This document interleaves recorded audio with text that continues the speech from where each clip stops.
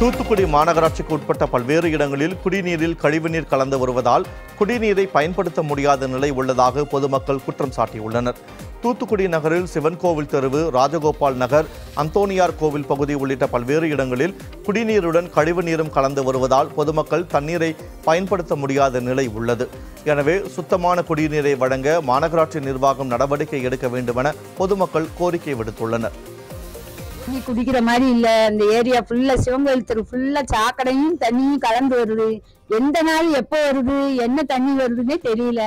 குடிக்கிறது பூரா நாசமா தான் வீசுது, தாங்கவே முடியல. கவுன்சிலர்ட்டையும் மற்ற யார்ட்டையும் போய் சொன்னாலும் எந்த நடவடிக்கை எடுக்கிறதும் இல்லை. அதனால இது பொதுமக்கள் ரொம்ப பாதிக்கப்படுறாங்க. மக்களுக்கு இது சுகாதார கேடா இருக்கு. பெரியவங்களாலே இது குடிச்சாலே வாந்தி வருது. அப்ப சின்ன பிள்ளைங்களுக்கு இதை கொடுத்தா வாந்தி பேதி தான் வரும்.